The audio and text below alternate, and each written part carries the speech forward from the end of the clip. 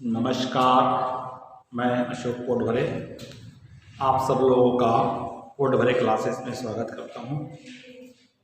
आज हम ऋण पत्र का निर्गमन पढ़ रहे हैं। इसके पूर्व के वीडियो में मैंने आप लोगों को ऋण पत्र के निर्गमन के संबंध में ऋण पत्रों के प्रकार, उसको उनका लेखांकन किस प्रकार से करते हैं और जिसमें हमने पढ़े थे ऋण पत्रों का किस्तों में ऋण पत्रों का एक मुश्त राशि किस प्रकार से कंपनी प्राप्त करती है, सममूल्य पर, प्रीमियम पर और बट्टे पर।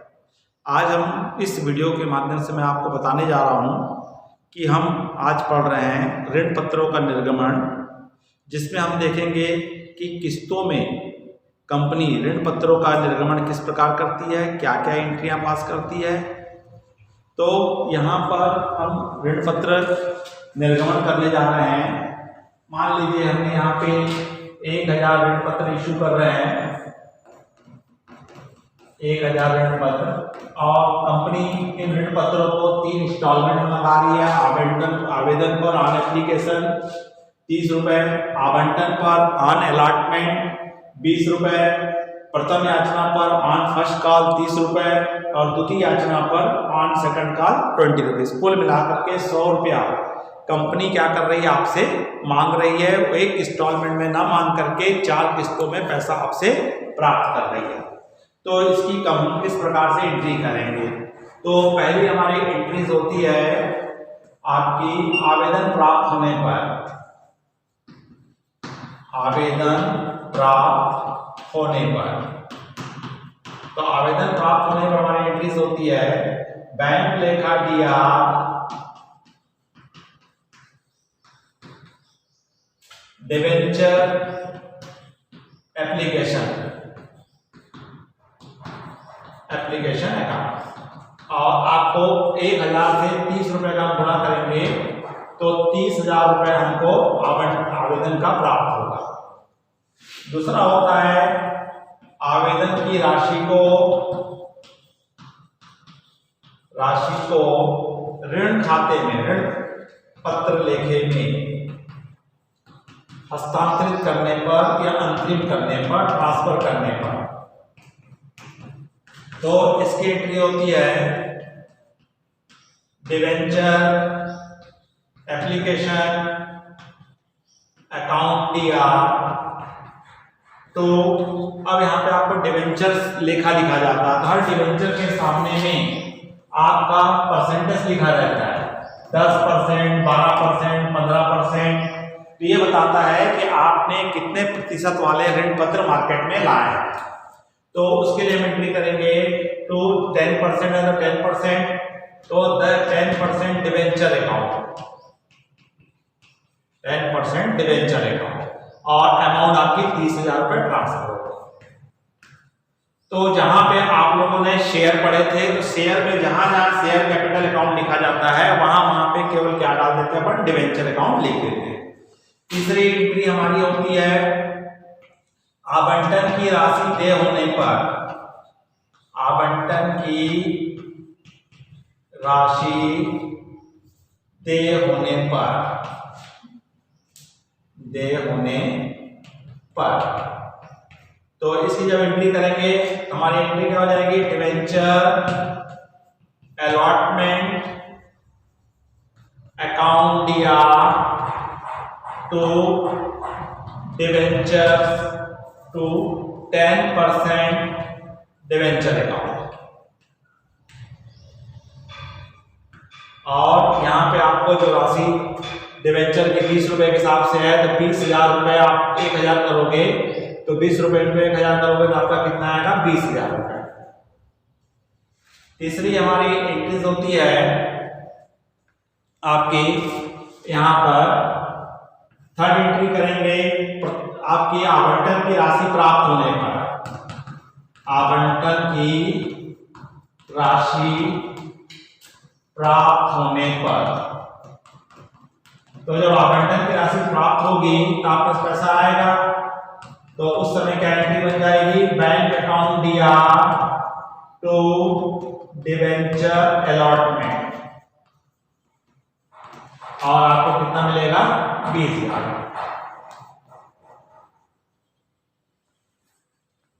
चौथी एंट्री, पांचवी एंट्री होती है प्रथम याचना की राशि दे होने पर, या कई बार हमको दोनों मिलाकर के भी एक साथ भी मंगा लेता है। प्रथम एवं द्वितीय याचना की राशि एक साथ प्राप्त होने पर, तो प्रथम एवं द्वितीय याचना की राशि दे होने पर, तो उस समय आपका क्या हो जाएगा, फर्स्ट एंड फाइनल या सेकंड कॉल अकाउंट दिया टू आपका हो जाएगा 10% डिवेंचर अकाउंट, 10% डिवेंचर अकाउंट। और आपका दोनों मिला के मान लीजिए 50 रुपए है फर्स्ट एंड फाइनल कॉल का, तो 50 रुपए के हिसाब से आपको 1,000 रुपये कितना मिल जाएगा, 50,000 रुपये आपको मिल जाएगा। और छठवीं एंट्री हो जाएगी प्रथम एवं अंतिम, प्रथम व द्वितीय याचना की राशि प्राप्त होने पर, तो जब आपको प्राप्त होगा तो क्या आएगा, बैंक ड्रॉप मिलेगा आपको, तो बैंक अकाउंट दिया to first and second call account, call to debenture first and second call account, और आपको कितना मिल जाएगा, 50,000 रुपए आपको मिल जाएगा। तो अगर आपको इसमें दो है हमारा, अगर हम चाहें तो अगर हमको अलग अलग होगा प्रथम याचना द्वितीय याचना का, तो हम पहले फर्स्ट कॉल अकाउंट दिया टू डिवेंचर अकाउंट, फिर रिसीव कर लेंगे बैंक अकाउंट दिया to first call account. Second condition अगर हम बनाते हैं तो द्वितीय या सेकंड कॉल अकाउंट दिया टू 10% डिवेंचर अकाउंट और बैंक अकाउंट दिया टू डिवेंचर। अगर आपको द्वितीय, प्रथम और द्वितीय याचना की राशि अगर एक साथ मिल रही है तो ये हमारी एक ही एंट्री में आ जाता है, तो या तो 8 एंट्री बनती है या तो 6 एंट्री बनती है। तो अंशों के निर्गमन में और ऋण पत्र के निर्गमन में एक ही फर्क है, जहां जहां पर आप शेयर कैपिटल अकाउंट लिखते थे, अंश पूंजी लेखा लिखते थे, वहां वहां पर केवल आपको डिवेंचर अकाउंट लिखना है, और जहां जहां आप शेयर लिखते थे वहां पे DEB करके भी आप शॉर्ट में लिख सकते हैं। और लेकिन जब आप ट्रांसफर करेंगे और ड्यू होगा तो उस समय आपको पूरा परसेंटेज सहित डिवेंचर अकाउंट लिखना होता है। तो ये तो आपका क्या था बच्चों, किस्तों में अंशों का निर्गमन। कब, सब मूल्य पे। सब मूल्य का मतलब क्या था, आपके 100 रुपए के डिवेंचर थे और एक डिवेंचर भी क्या था, 100 रुपए का था।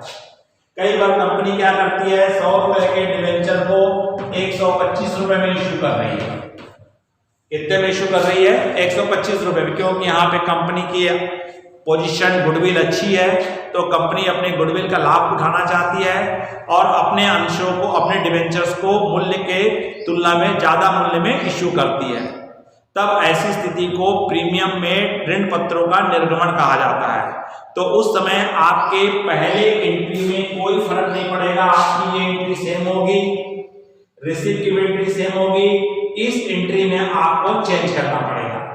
तो यहाँ पे क्या चेंज हो जाएगा, सेम होगा, डिवेंचर अलॉटमेंट अकाउंट दिया टू 10% डिवेंचर अकाउंट, और यहाँ पे आप लिख लेंगे security debenture account, debenture premium account या डिवेंचर प्रीमियम अकाउंट।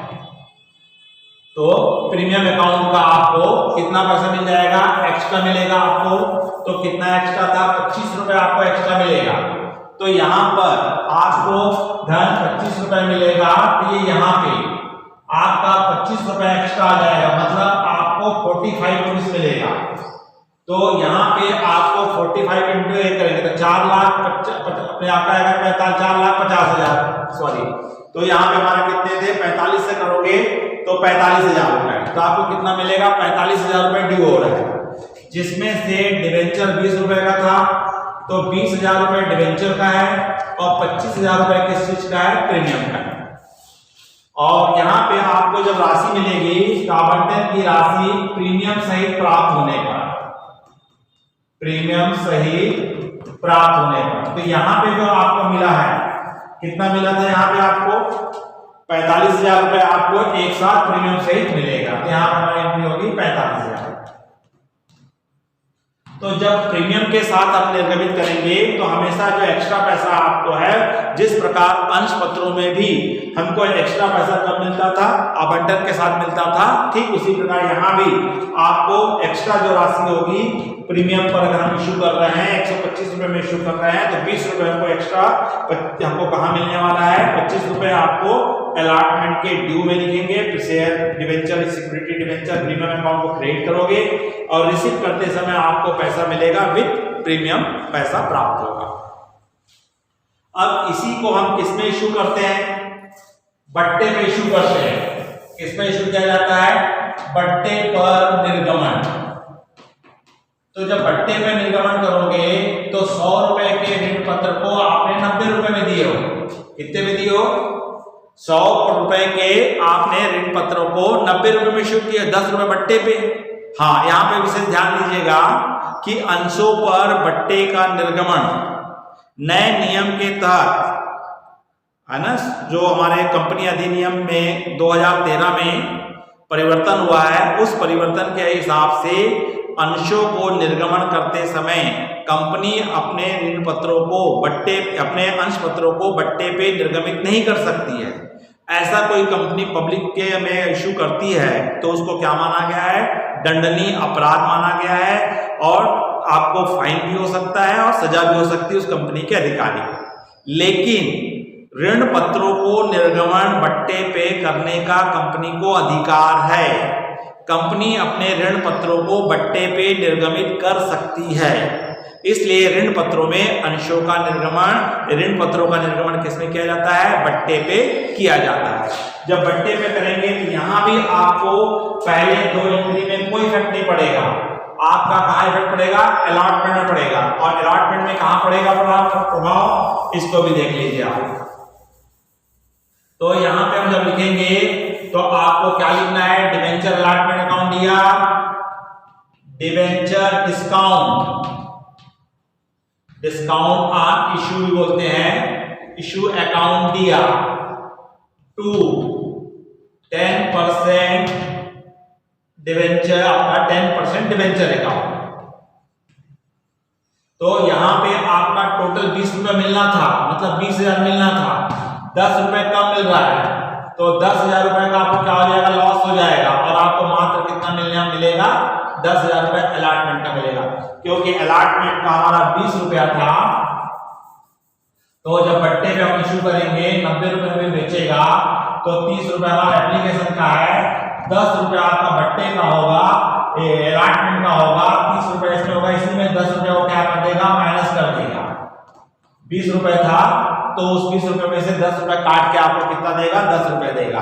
इसलिए अलॉटमेंट में आपको जो 20,000 मिलना है उसमें 10,000 डिस्काउंट का है और 10,000 रुपए आपका किस चीज का है, आपका बट्टे का है। तो इस तरह से आपका क्या एंट्री बनेगी, डिवेंचर अलॉटमेंट अकाउंट दिया, debenture discount on issue account दिया टू डिवेंचर अकाउंट। और जब इसकी एंट्री आप रिसीव करोगे तो आपका आवंटन की राशि जो बट्टे पे है ना, आवंटन की राशि बट्टा काट के मिलेगी, बट्टे के कटौती के बाद मिलेगी। तो उस समय बैंक अकाउंट दिया टू डिवेंचर अलॉटमेंट पे आप कितना लिखोगे, 10,000 रुपए मात्र आपको मिलेगा। 10,000 रुपए सामने वाले ऋण पत्र अपना अपना पैसा डिस्काउंट का क्या कर लेते हैं, कटिंग कर लेते हैं, काट लेते हैं। तो ये तो बच्चों क्या था, डिवेंचर ऋण पत्रों का निर्गमन सममूल्य पर या डिवेंचर का निर्गमन प्रीमियम पर जिसका आवंटन के ड्यू और रिसीव में प्रभाव पड़ेगा। ठीक उसी प्रकार डिवेंचर का हम निर्गमन करते हैं तो हमारा किस में प्रभाव पड़ेगा, इसका प्रभाव भी हमारा किस में पड़ता है, 2 में पड़ता है, आवंटन की एंट्री में इसका हमको प्रभाव क्या होगा, पड़ेगा। तो अब अगला हम देखते हैं, इसके बाद हम देखते हैं अंशों का, ऋण पत्रों का निर्गमन किस्तों में। हमारा किस्तों में देख चुके हैं। अब तीसरा पॉइंट हमारा इसमें आता है कि ऋण पत्रों का निर्गमन हम प्रतिफल के बदले में, किसी संपत्ति के बदले में भी करते हैं। तो संपत्ति के बदले में हम किस प्रकार से करेंगे,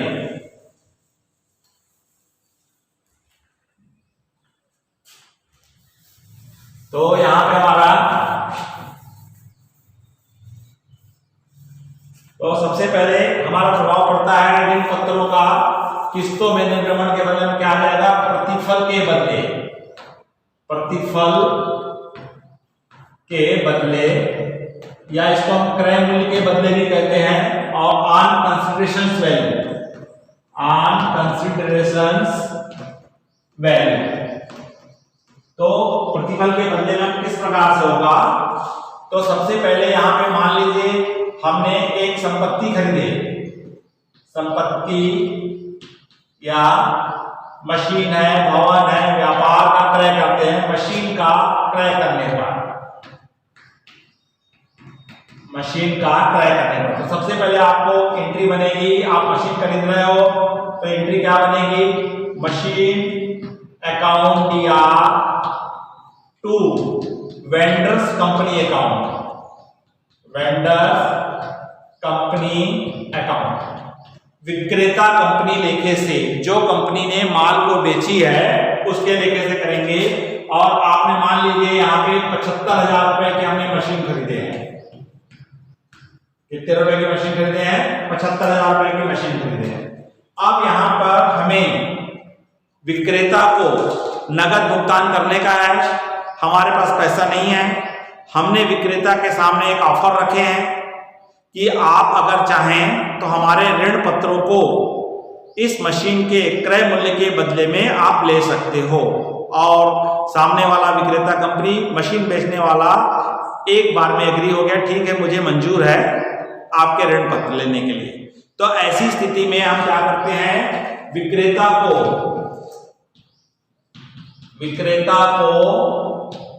संपत्ति के बदले ऋण पत्रों का निर्गमन, ऋण पत्रों का निर्गमन करते हैं हम। तो ऋण पत्रों का निर्गमन करेंगे हम, तो उस समय ये वेंडर कंपनी जिसने बेची थी, वेंडर्स कंपनी अकाउंट दिया टू, आपने उसको क्या दे रहे हो, अपनी कंपनी के 10% डिबेंचर दे रहे हो, तो डिबेंचर्स अकाउंट। और इस तरह से आपने यहां पर उसको, हमको कितने के डिबेंचर थे, 75,000 रुपए हमारा आपको देना है, और एक डिबेंचर हमारा 100 रुपए का है, मतलब आप कितना डिबेंचर इश्यू करोगे, 750 रुपए। तो 750 रुपए वाले, 750 डिबेंचर 100 रुपए वाले आप 75,000 के इश्यू करेंगे। तो यहाँ पे हमारा क्या आ जाएगा, 75,000। नरेशन में लिख देंगे कि हमने कितने इश्यू किए इसको, 750 share at the rate of 100 issue to vendors, आपने वेंडर को इश्यू कर दिया। कब, जब आपने सममूल्य पे है, सममूल्य पे ऋण पत्रों का निर्गमन करते हैं। दूसरी कंडीशन आती है कि हम उसको ऋण, हम नगद पैसा देना चाहते हैं, लेकिन सामने वाला व्यापारी जो है, विक्रेता कंपनी है, हमारे डिबेंचर पे अपना इंटरेस्ट दिखा रहा है, वो कहता है कि मुझे आप अपने डिबेंचर मुझे इशू कर दीजिए इसके बदले में। तो हम अपने गुडविल का लाभ उठाएंगे, और लाभ उठा करके हमने क्या किया, उसको 100 रुपए के डिबेंचर को हमने कहा कि आपको 125 रुपए में दिया जाएगा, तो उसके लिए भी वो एग्री हो गया है। तब ऐसी स्थिति में आप क्या करेंगे, 75,000 रुपए को 100 प्लस 25 रुपए, मतलब आपको कितने का शेयर हो गया, 125 रुपए का शेयर हो गया। तो 125 रुपए से आप क्या करेंगे, डिवाइड करेंगे, तो 25 कटाएंगे, 25 पंचे 25 तिया, 5 एकम 5 छक्के, मतलब 600 डिवेंचर देंगे 100 रुपए वाले, 60,000 रुपए के, और 600 इंटू 25, 15,000 रुपए क्या माना जाएगा, प्रीमियम का माना जाएगा। तो जब इसकी एंट्री करेंगे तो पहली एंट्री हमारी सेम होगी, लेकिन सेकंड एंट्री में इसका इफेक्ट पड़ जाएगा। तो सेकंड एंट्री हमारी जो होगी, प्रतिफल के बदले में हम प्रीमियम पे दे रहे हैं, इस पे दे रहे हैं इसको सेकंड कंडीशन में प्रीमियम पर। तो प्रीमियम पे देंगे तो sir vendors company account DR होगा 2, क्या हो जाएगा, क्या डिवेंचर दिए आपने, 10% वाले डिवेंचर दिए, तो 10% डिवेंचर अकाउंट, और 2 security premium account, premium account. तो इस तरह से आपको 75,000 ही देना था, लेकिन 60,000 रुपए के आपने क्या दे दिए, डिबेंचर दे दिए, और 15,000 रुपए के आपने क्या दे दिए, उसको प्रीमियम का हो गया। तो जब आप विक्रेता को प्रीमियम पे निर्गमित करेंगे तो आपकी एंट्री क्या होगी, वेंडर्स कंपनी अकाउंट दिया to 10% debenture account to security premium account. तो यहाँ पे 75,000 को 125 रुपए से डिवाइड करेंगे तो हमारे 600 डिबेंचर आ रहे हैं। तो 600 डिबेंचर 100 रुपए वाले 60,000 के देंगे, और 600 रुपए के 25 हम कितना देंगे, 15,000 के देंगे। अगर इसी चीज को कंपनी हम बट्टे पे इशू करती है, अब यहाँ पे सामने वाला इंटरेस्टेड नहीं है आपके डिबेंचर लेने के लिए, लेकिन आपके पास नकद पैसा भुगतान करने के लिए नहीं है, आप उसको क्या देना चाहते हैं, अपने ऋण पत्र भुगतान करना चाहते हैं, तब ऐसी स्थिति में आपको क्या करना होगा, कंपनी नुकसान सह करके 100 रुपए के डिबेंचर को 90 रुपए में, 75 अपना 80 रुपए में भुगतान करने के लिए क्या हो जाती है, तैयार हो जाती है। जब आप 10% बट्टे पे इशू करते हो तो उस समय हमारा क्या होगा, अगर हम बट्टे पे निर्गमित करेंगे अपने अंशों को तो उस समय हम लेंगे, अगर हम बट्टे पे इशू कर रहे हैं, बट्टे पर डिस्काउंट पे, तो उस समय हमारा क्या हो जाएगा, यहाँ पे